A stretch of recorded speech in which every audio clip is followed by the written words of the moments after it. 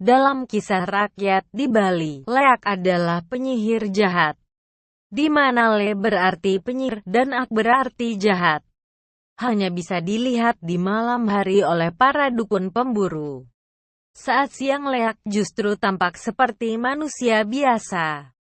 Dipercaya saat malam hari Leak ada di pemakaman untuk mengambil organ dalam jenazah yang dipakai sebagai ramuan sihir. Bahkan beberapa orang percaya kalau ramuan sihir itu bisa membuat Leak berubah jadi sosok hewan. Seramnya, Leak juga gemar mengambil organ manusia hidup. Karena itu saat di Bali, banyak wisatawan yang diharuskan untuk bersikap sopan di beberapa tempat yang dianggap keramat. TPU Jeruk Purut di Jakarta dipercaya memiliki sosok hantu yang menyeramkan. Disebutkan pada tahun 1986 ada sosok pastur tanpa kepala yang melintas di pemakaman yang mencari makamnya. Konon jika kamu ingin melihat pastur berkepala buntung ini harus datang ke Jeruk Purut dengan jumlah ganjil, sendiri atau bertiga. Berani mencoba?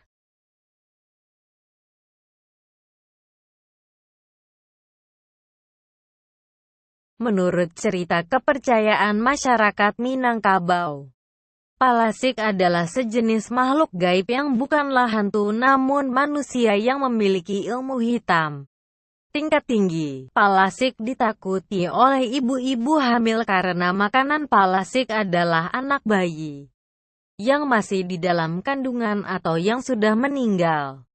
Pada umumnya Palasik berbentuk kepala melayang yang terlepas dari badan dan mencari makannya sendiri-sendiri.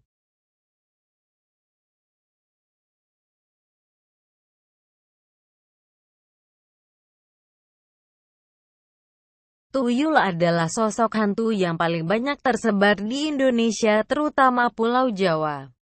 Digambarkan tuyul sebagai anak kecil atau orang kerdil berkepala gundul dengan kulit keperakan dan bersuara seperti anak ayam. Tuyul dipekerjakan untuk mencuri uang. Namun sosok tuyul juga dipercaya terbentuk dari janin orang yang keguguran atau bayi yang mati saat lahir.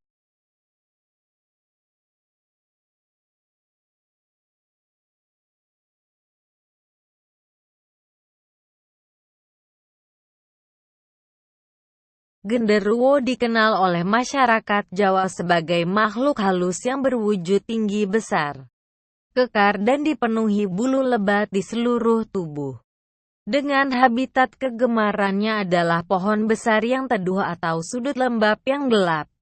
Cerita-cerita misteri menyebutkan bahwa genderuwo suka mengubah fisik menjadi seorang pria dan menghamili perempuan. Banyak orang percaya bahwa genderuwo adalah arwah orang meninggal yang belum mau naik ke akhirat.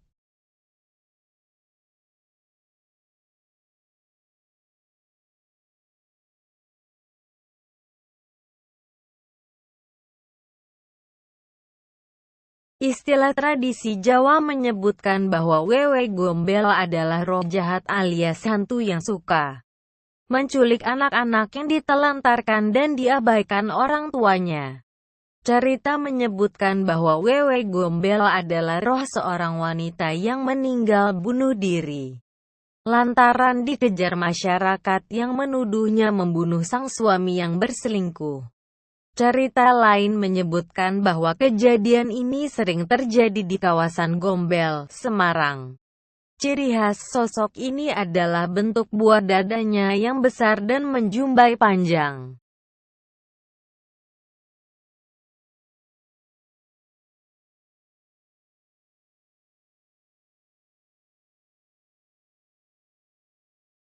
Sosok kuntilanak dipercaya sebagai perempuan hamil yang meninggal dunia.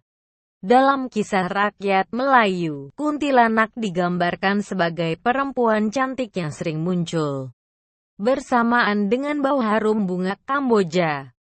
Kuntilanak konon menyukai pohon tertentu sebagai tempat bersemayam seperti pohon waru yang condong ke samping. Warudoyong, kuntilanak sering disebutkan mengganggu wanita hamil dan bayi.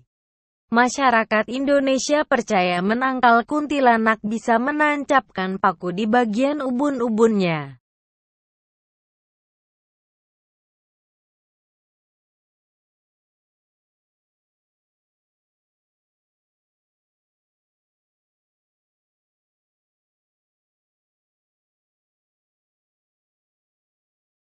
Sundel bolong adalah mitos penduduk urban Indonesia yang menyebutkan sesosok hantu wanita berambut panjang dan bergaun putih namun bolong di bagian punggungnya sehingga organ tubuhnya terlihat. Sundel bolong selalu diceritakan sebagai perempuan yang tewas terbunuh akrena, diperkosa atau melahirkan anaknya di dalam kubur.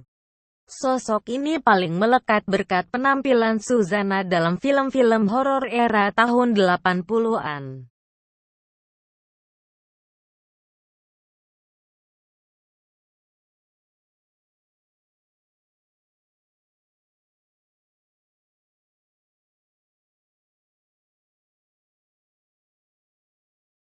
Rumah sakit di Jalan Salemba, Jakarta dipercaya sebagai lokasi pertama penampakan suster ngesot. Suster ngesot memang seringkali diakui terlihat di lorong rumah sakit. Sosok suster ini terjadi lantaran diperkosa oleh seorang pria yang akhirnya dia dibunuh dengan bagian kaki yang dilukai parah sehingga sosok hantunya menjadi suster yang ngesot karena tidak bisa berjalan. Membayangkan saja cukup mengerikan.